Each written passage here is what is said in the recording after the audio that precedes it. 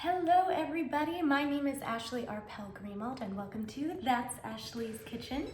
Some of you may know me as Captain Ironclaw on Totally TV's The Super Pops, but today I am just me in my kitchen and I am starting a new segment for That's Ashley's Kitchen called Me vs. It, and that's where I take your love of nostalgia and my love of baking and mesh them into one. Let's get started. I am really excited for our first segment of Me vs. It because we are doing Dunkaroos! Yeah, center frame. Dunkaroos were a staple in my household growing up. I am very gluttonous. I love the frosting. I love the cookies. We are making both today and we're doing really simple, really easy recipes so that, yes, it's homemade. Yes, it's from scratch, but well, that was it. There's no but. That's what we're making. Easy, from scratch, and homemade. So I think we should start by tasting them again so we can write this recipe, right? Okay, one thing, and they haven't changed this. One thing as a kid that I always got upset with was the ratio between the cookies and the frosting. Way more cookies than there is frosting. Kind of upsetting, but today we're gonna make equal parts cookies and equal parts frosting. Also, the cookies look a little different. They look a little lighter than they used to when I was a kid. But, yum. You can't really see. Okay, we're doing it. Okay. That frosting, amazing. That cookie tastes a bit different than what I remember. As a kid, I remember Dunkaroos being a little more graham crackery. This tastes more like a shortbread, but that's awesome because I love shortbread. Shortbread's super easy, super quick, and it's delicious and full of butter, so we all love it. Now it's time to get the ingredients. So let's get started. We are starting off with the cookies because those take the longest to make. I have preheated my oven to 325 degrees. Sounds kind of weird, but it's shortbread, so work with me here. You don't want it to burn. 2 cups butter. No, that's wrong. 1 cup butter, 2 half sticks. You know, they usually come in a group of 4 and they're each a half cup. 1 cup butter, which is usually 2 sticks from the package. Either melted like this or soft room temperature. This was meant to be room temperature, but one thing led to another and it's not. We're gonna start with our liquid ingredients, so a half teaspoon of pure vanilla extract, not vanilla flavoring or synthetic or anything like that. This is pure. You can get it at Whole Foods. You can even get it at a Kroger's or Ralph's near you or Amazon. That was super fast, right? I said that really fast, okay. I'm gonna dab it on my neck. I almost just put that in my mouth. This one I got at Trader Joe's, so I didn't even get it at any of the places I mentioned, but it is pure vanilla, yeah. Some have alcohol. This one is alcohol-free. That's awesome. If it does have alcohol, it's not the end of the world. I mean, it's an extract. It's not, you know, you're not getting a syrup or anything. Please don't use vanilla syrup. Synthetic and weird. Okay, 2 cups all-purpose flour. Yum. The other day, I actually tried to use arrowroot flour in lieu of all-purpose flour. I had all-purpose flour, but I don't know why. I just thought I would try something new. Didn't work out. I love arrowroot flour. Come on. I love arrowroot flour for brownies because it mixes so well with granulated sugar. However, it does not mix well when you don't use any other substance other than liquid. I had pureed bananas and I think vanilla extract and maple syrup, and that's it, and arrowroot flour. It's a little side note, but has nothing to do with this. And 3/4 cup powdered sugar. I didn't open this. All right, stand by. Okay, 3/4 cup powdered sugar, also known as confectioner sugar. Yum. All right, using my hands. Let's do it.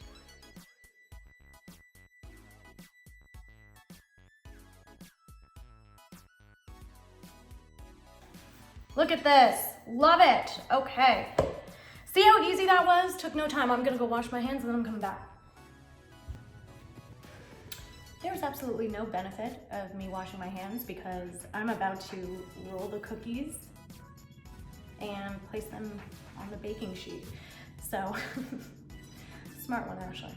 Okay, so, not sure if you can see, no, you definitely can see this consistency, but this is how big I am making these little balls. See?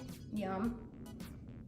Okay, like I said, I already preheated my oven to 325 degrees, not 345, not 375, not 350, 325.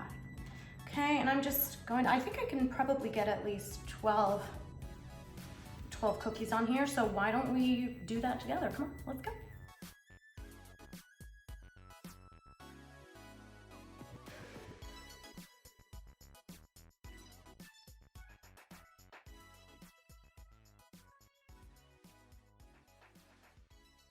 Your dough is going to be very crumbly. Shortbread is very crumbly, both unbaked and baked. So don't let that deter you. That's what it's supposed to be. At the end of the day, if you use enough butter, you will have a perfect ball once you're done, you know, rolling it together.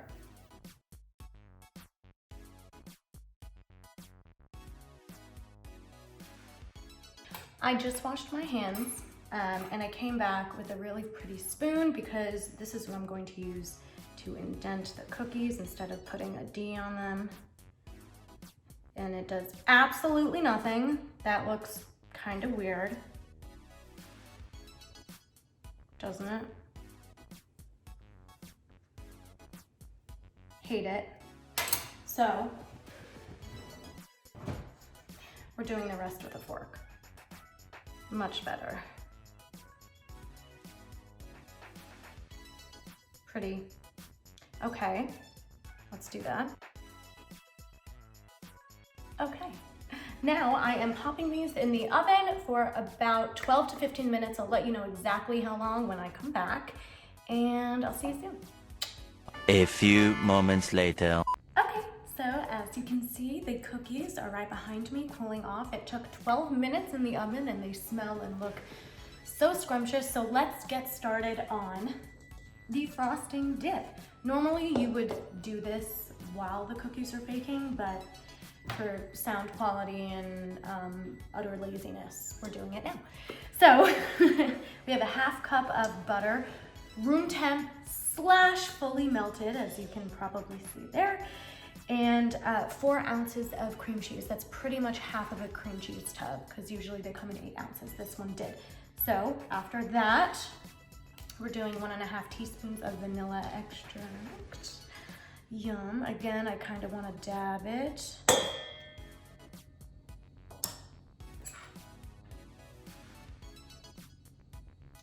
And we're doing 1¼ cup of powdered sugar.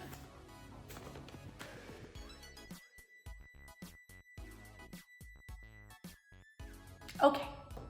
Using a rubber spatula with A for awesome / Ashley. And we're gonna mix it.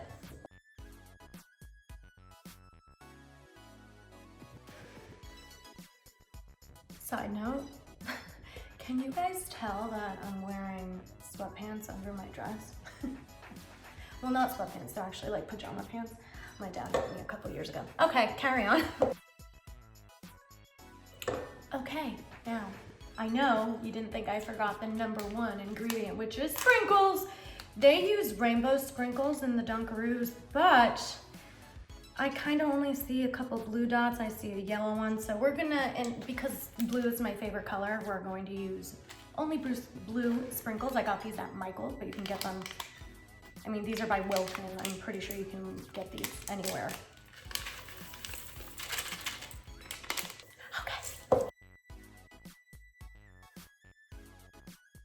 Okay,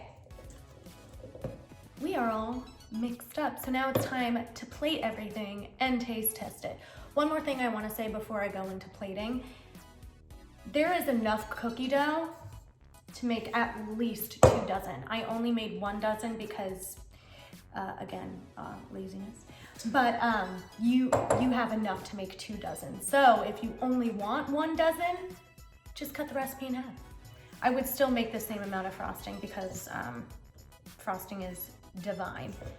Okay, now I'm about to go plate and I will show you the end result. 5 minutes later. Okay, here we go. This is it, completely plated. I'm so excited to try these. Yum, okay. First of all, everything smells amazing. The butter is just, yum. Okay, I'm gonna take one of the pretty cookies. Actually, I'm gonna break off this one. Here we go. Perfect amount.